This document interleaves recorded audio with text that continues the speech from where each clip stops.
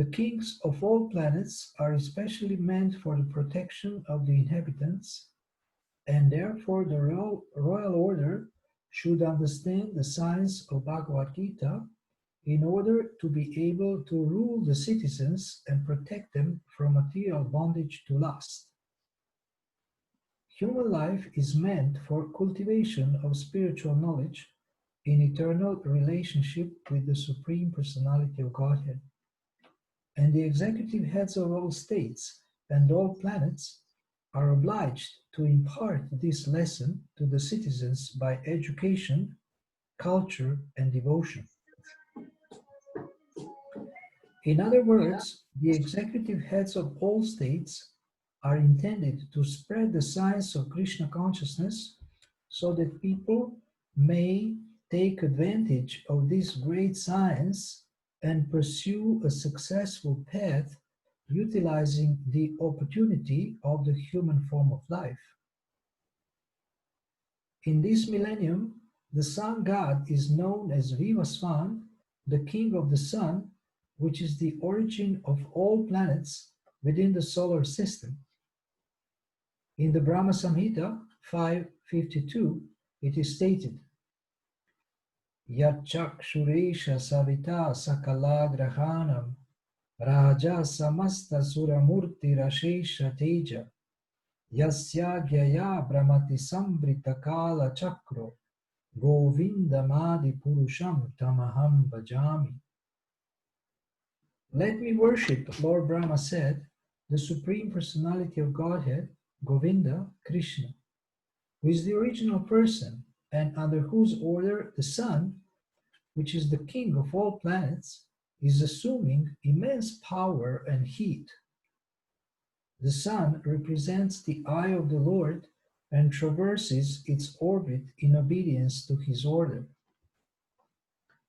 The sun is the king of the planets, and the sun god, at present of the name Vivasvan, rules the sun planet, which is controlling all other planets by supplying heat and light. He is rotating under the order of Krishna, and Lord Krishna originally made Vivasvan his first disciple to understand the science of Bhagavad Gita.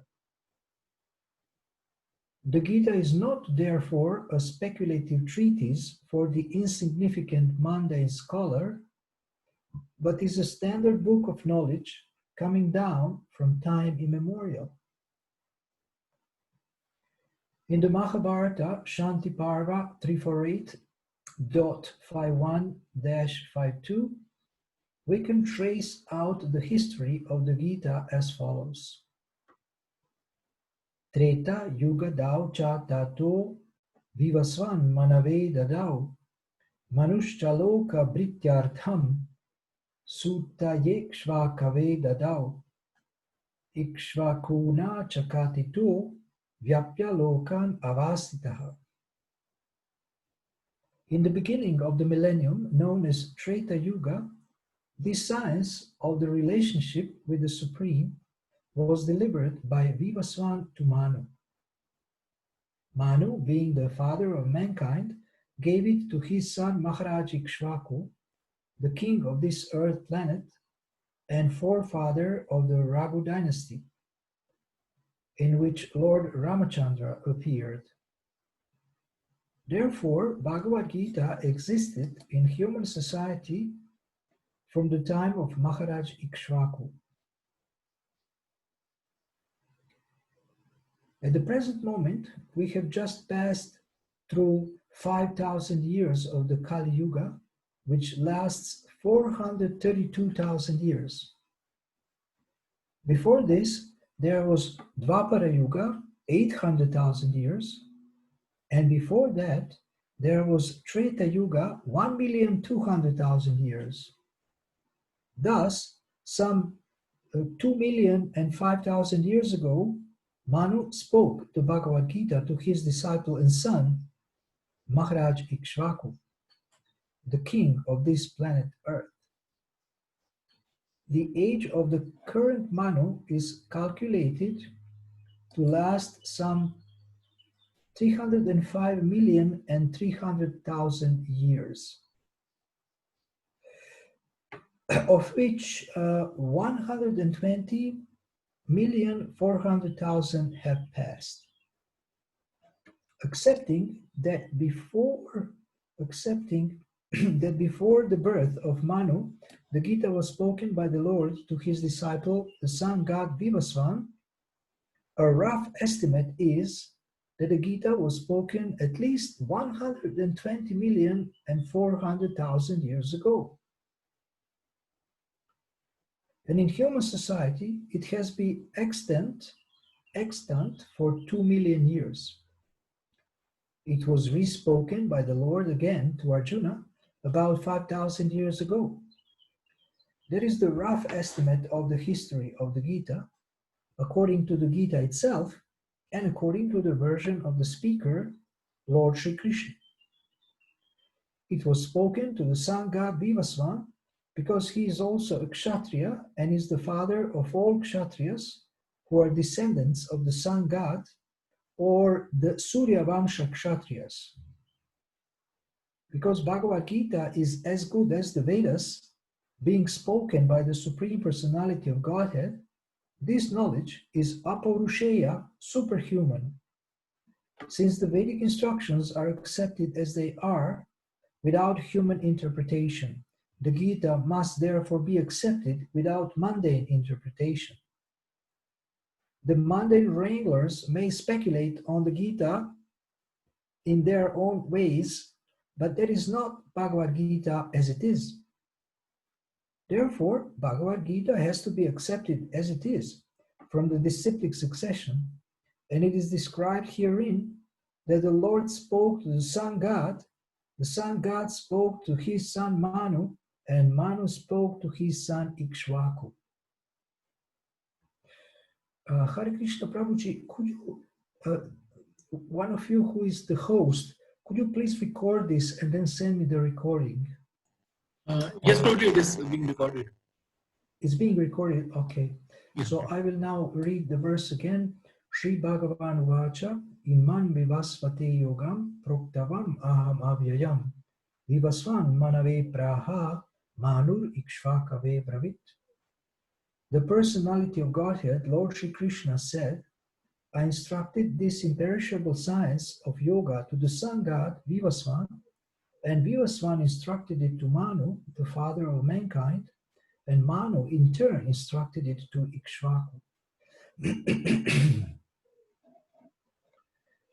So now this is only the first verse of the chapter called the Transcendental Knowledge, and this chapter is packed with content, and this verse is packed with content, and this purport is packed with content. So there is so many important points here, and we will try to cover in the time that we have some of these points, or maybe all of these points, but of course in a concise manner, in a concise way, as a little bit of a summary, because there is so much to be said about all these things and to learn. So Krishna is giving the history of the Bhagavad Gita, and in the last part of the purport, this last long paragraph, Srila Prabhupada is explaining in detail technicalities of this statement and the numbers and the number of years, and he's presenting it for the modern man who is very much into numbers, into measurement, into scientific understanding, into historical facts. And Srila Prabhupada is explaining very scientifically that Krishna is stating something, and then according to Mahabharata and other sources, Srila Prabhupada explains in detail and comes to a conclusion that the Bhagavad Gita has been present in human society for at least 2 million years, but it was first spoken in this universe before 120,400,000 years. So this last part of the purport is very technical, and it starts with the quote from the Mahabharata, where again it's explaining in a technical way, and he also mentions Lord Ramachandra because it is connected to the Raghu dynasty. So Maharaj Ishwaku was Manu has been telling Bhagavad Gita to Maharaj Ishwaku, and of course it would be interesting to hear that version or that Bhagavad Gita that was spoken. I'm sure there is some differences and it's not exactly the same as we are reading it here. And maybe somebody will discover that, how you say, that writing in the future, that what Manu said, or it will be revealed to someone, or I don't know, but because I don't think that it's always exactly the same. The essence may be the same, but there is maybe some slight differences. So that would be interesting to see what Manu told Ikshwaku, his son Ikshwaku. Manu is the father of mankind, as we know, and he's one of the 12 Mahajans, great authorities in devotional service, described in the Srimad Bhagavatam by Yamaraj, who is himself also the authority.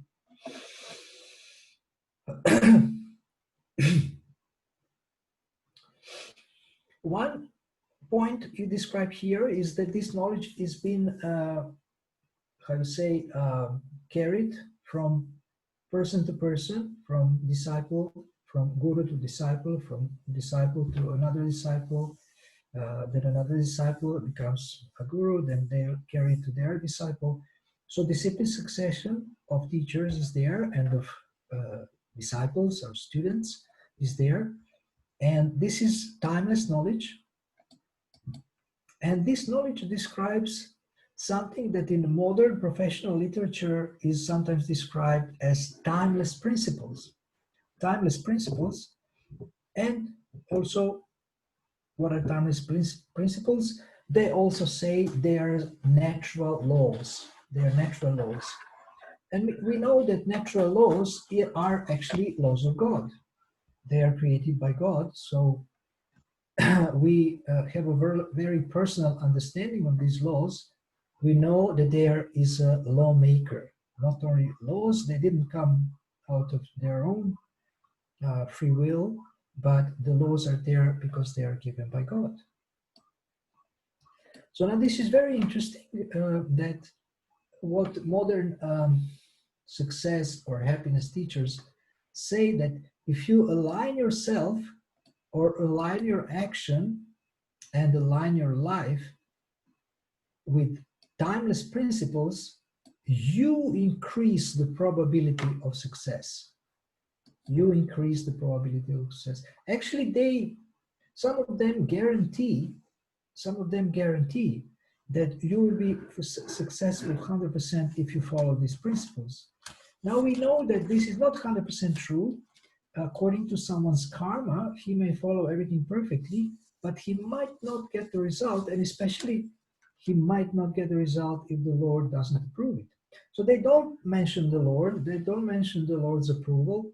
They just say that because we have seen those who follow such principles attain success, therefore you will also attain success. Now, it's interesting that in the scriptures, this exact philosophy is described as karma mimamsa. So, which means that basically either God or universe or whatever force is there, if you follow certain things, he or she is obliged to give results. And we know that this is not true. We know that this is not true. Everything depends on the free will of the Lord. So this is, if you look at the self-help philosophies, then you will see that this is one flaw. So they guarantee and they exclude the lawmaker, they exclude someone who will approve something or not. And we know that whatever results we want to achieve, they have to be approved by the Lord. So it's very important for devotees to understand there is modern books that really confuse devotees. They are so fascinating. They speak about high principles, they speak about goodness, but they actually don't give the full knowledge or full truth. Just a moment, I just remember something. Today I spoke to one devotee and he said some amazing analysis, and I just don't want to forget it because I'm going to make an interview with him. So he said,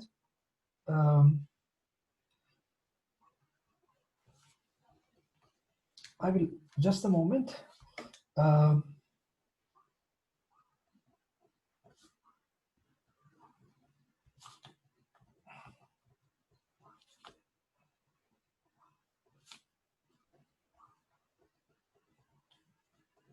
He said something very interesting, and I asked him for which Shastra is this. He says, I don't know. It just came to me as understanding, and I will just share this with you. It's very interesting. It's one of my old friends. He is also a senior devotee. I cannot reveal his identity at the moment. He told me he wants to remain incognito, but very, very dedicated devotee. He has joined 7 days after me in 1983, and he has been doing amazing service for our movement. But I'm sorry, I cannot tell you who he is. He wanted to remain anonymous, at least for now.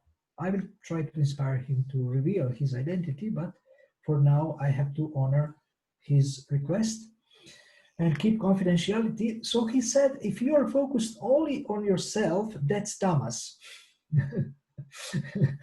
If you are focused on your family and broader, your community, or maybe your country, then that's rajas. And if you're focused on the world or the universe, that's mode of goodness, because your thinking is broader, your selflessness is broader. Universe, just to note this down.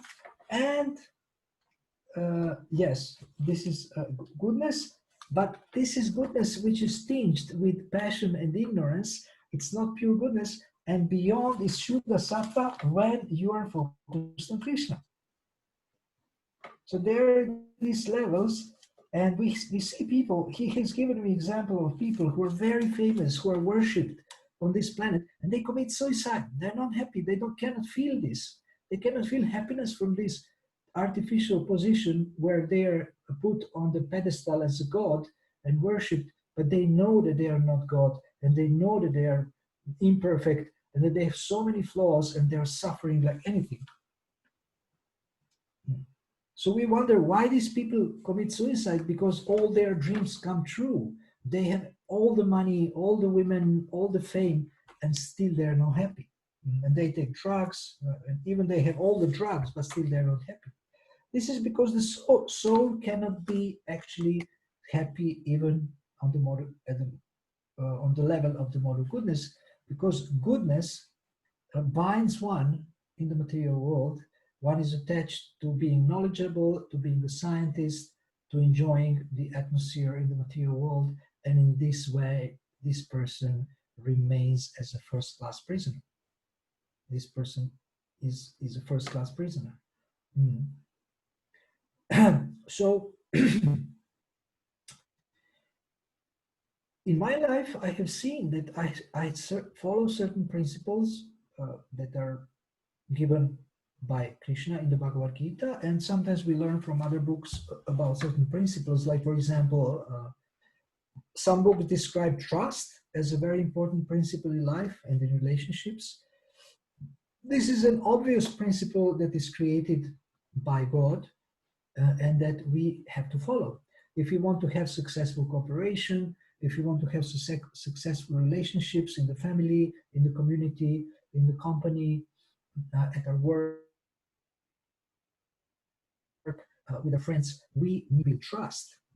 And so, despite my speaking about books which are not on the level of Shuddha Sattva, like Srimad Bhagavatam, and despite me exposing the flaws in this literature, I still have to express my gratitude for certain knowledge that I have acquired from professional books, because they help me to understand better how to apply these timeless principles given in the Bhagavad Gita.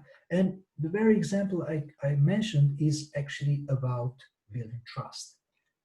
So they sometimes go into detail how to build trust, how to invest in relationship, how to gain trust.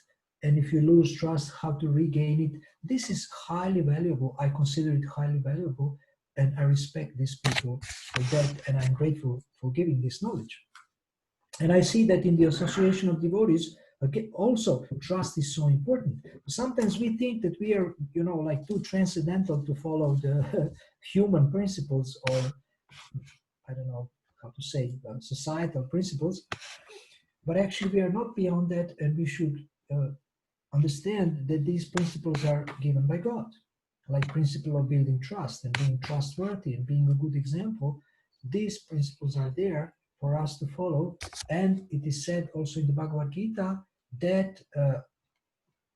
austerity, charity, and sacrifice should not be neglected even by someone who is on the spiritual platform. They should always be performed. And one who does good, Krishna says, never overcome by evil. So Krishna encourages doing good and acting in the mode of goodness.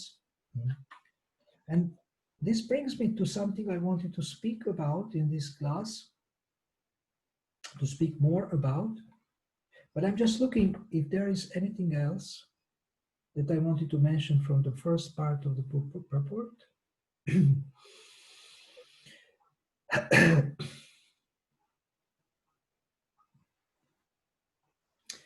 Human life is meant for cultivation of spiritual knowledge in eternal relationship with the Supreme Personality of Godhead. Oh yes, exactly. So what I wanted to speak about more is integrity, being honest, being true to your values, being true to these timeless principles, God's laws. I will get back to this very shortly. But one thing is apparent here, or explicit here, is actually the responsibility of the leaders.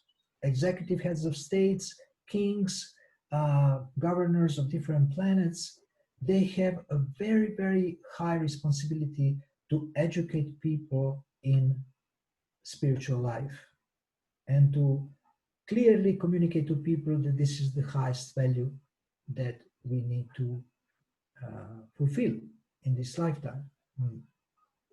So the people can take advantage of this great science and pursue a successful path utilizing this opportunity of the rare human form of life.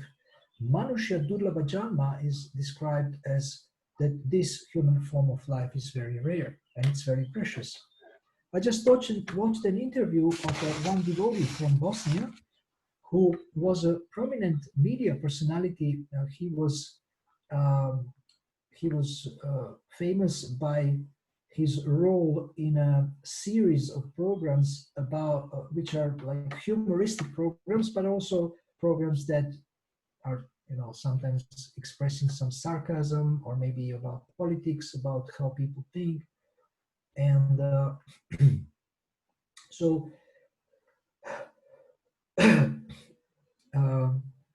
he was saying. He was explaining about the Bhagavad Gita and about timeless principles, and he was also saying about the importance of the leaders and how they should how you say teach by example also, and how they should direct people. So whatever a great man shows by his example, people will follow. So those who are leaders, they should actually use their position and their power to facilitate people's spiritual advancement. So this is the duty of a leader, to stress the importance of spiritual development, not only economic development. Nowadays, politicians, they're just promising about economic development. There will be jobs, there will be money, and we can buy things and enjoy our senses. So this is not the goal of human life. The goal of human life is actually self-realization, and realization of our eternal position as eternal servants of God.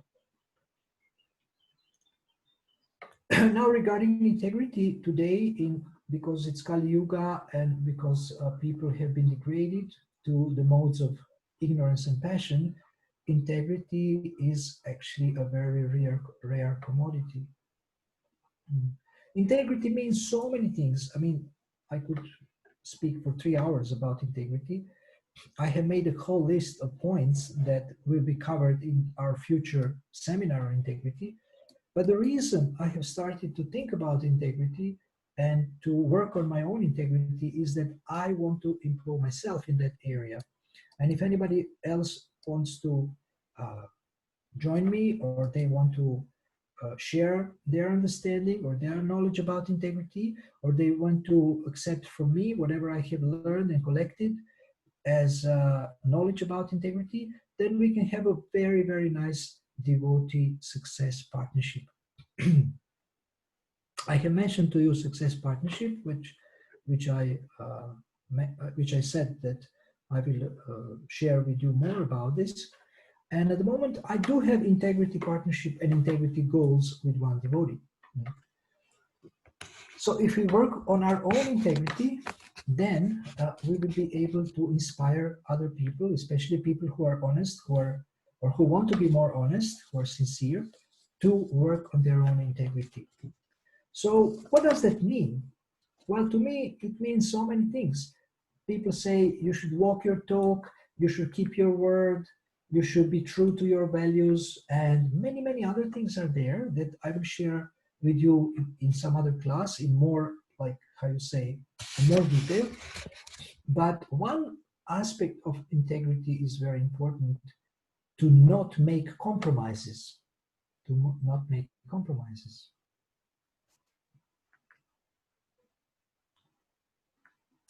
So we have this internal guidance system, which is actually, I think, type of intelligence that comes from Paramatma or Super Soul. And we have this internal signaling system which tells us when we do something wrong, when we are doing something sinful, when we are breaking the regulative principles, we are behaving in the mode of passion or mode of ignorance and hurting people. We have this, but we don't always listen to this. Krishna is giving us guidance. Krishna is giving us indication. So to not make a compromise means to listen to that intuition and to follow the proper guidance of that intelligence and act in the right way. Act in the right way. So what can we do about this to increase our own integrity and become better human beings, responsible parents, responsible husbands, wives, and better devotees, more true to the principles of Krishna consciousness? We can actually write down and reflect. For example, today in the evening after this class, you may sit down, we may sit down and reflect, okay, what compromises I have made today? For example, you have been tempted to eat food that you know is not good for your health. Doctor told you, don't eat this, you will get more and more sick. And because you couldn't control your tongue, you have eaten, maybe not too much, but still, well, this might harm me, but what can I do? I couldn't control myself. So this is one compromise you made, and there will be consequences. Whenever we make a compromise, there will be consequences. Another compromise may be that you have seen that somebody is doing something wrong and you said nothing. You didn't react, or somebody is hurting you and you just didn't express how you feel. You just tolerated it. And this is not the first time people are doing this to you. So you are becoming a victim. You are becoming very much hurt. These emotions are creating also some energetic fields in your body, and you might get also physical disease because of this repression. And so, I have made a compromise there. Another huge compromise that we make is that we are not very conscientious, responsible, and serious about our japa. So we chant, we are looking at our screen, our mobile phone, our laptop, and very inattentive japa. We skip the names, we skip the syllables. We are thinking about so many things. We are doing other things while we are chanting, and we are not showing Krishna how serious we are about our japa. So this is maybe the first compromise we should work on. and not make compromise. Every day I'm tempted and tested, and I just push myself. Like when I come to my last round, usually it's about 6:30 or 6:45 and a.m.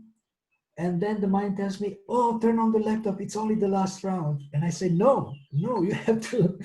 I say, "No, you have to finish first. Then you can turn on the laptop. It will not run away. It's still there. It doesn't have wings. So just wait and responsibly finish your 16th round, and then offer obeisances, and then you can start your communication with devotees, your studies, everything you do on the screen, on the computer." But the mind is always pushing me. It says, "Well, you have to save time. You have to save few minutes." And I said, "No, I want to show Krishna that this is my top priority, and I want to give it attention, even if it's the last round." So that's one thing. I mean, that's one thing. Every day I have to say no, and I can say I am like honestly, I am like 90% successful or 95% successful, because sometimes I started when I'm on the half of the 16th round, then I started. It opens, but it takes time to open, and then I have to always restart it because of my strange situation, like with internet connection. So it takes time to start anyway, and in the meantime I finished this last half round, but I have interrupted it. I haven't interrupted my 15 rounds, but I have interrupted 16 rounds, and this is not right. I think it's not right, and it bothers me, and I consider it a compromise. So I have to work on this 5% or 10% that I'm failing, and I will work on it, and I will make it 100% responsible for japa. But this is one also. I mean, this is one example.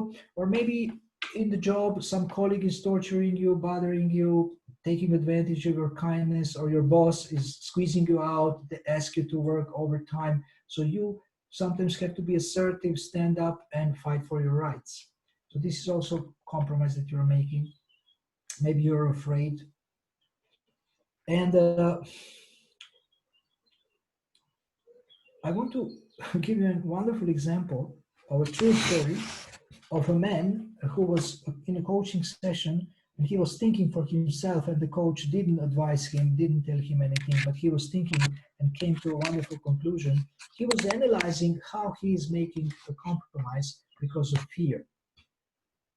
Compromise with his integrity, with his principles, with human kindness and human goodness. So one of his colleagues, one lady, was actually beaten by her husband, but this husband was financially helping this company, so therefore nobody was paying so much attention and nobody wanted to get on his case. And he felt that this is not right, and he should tell to the executive board that this should be stopped. But because he knew that on the board there are people who don't mind, making this kind of compromise, they could turn against him and he can lose his job. So for him, it was a big risk. He could lose his job. He could lose, his source of income, his source of maintenance. And he was thinking aloud, and the coach was listening to him, and he concluded that it's better to lose job than to make compromise, and he should fight to protect this woman. So this was an example where somebody was following integrity and not being afraid of the consequences, because the principle behind it is more powerful and more important, and it will ultimately bring bigger benefit to that person. So this, all that I'm saying, is connected to leadership. When leaders make decisions, sometimes leaders make compromises. They're lenient toward their family members. It's called nepotism. They're in the past, king, if his son was a rascal, he would punish him. But nowadays, no. If your son is a rascal, you will protect him if you have this power, financial power, political power, any kind of power. So we need to, if we want to be peaceful, we need to actually, we need to live in integrity. And if we need to become responsible human beings, responsible leaders. So this is all what I wanted to tell you today. Thank you very much for listening. I see that there is 3 devotees online. Thank you very much for listening. So do you have there is more devotees. There is 5 devotees. So if you have any questions, you can turn on your microphones and I can try to, I don't know how much more time we have, but I can try to answer the questions.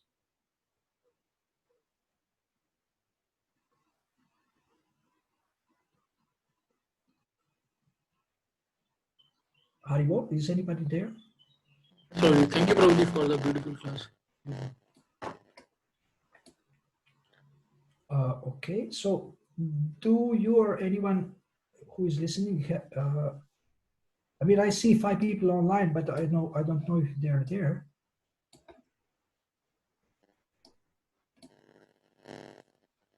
I think no questions. Seems. No questions. And what is the limit of the time? It's 1 minute left. Less than that. 1 minute. Yes, Prabhuji. Okay. Okay, so I can just use that minute to thank all of you for listening and for inviting me to give this class. And I wish you a wonderful next week. Thank you, Prabhuji. And can you please send me the recording? Yes, yeah. I will send you. How will you send it to me? On WhatsApp, I will send. Okay. Thank you very much. Hare Krishna. All glories to Srila Prabhupada. Hare Krishna.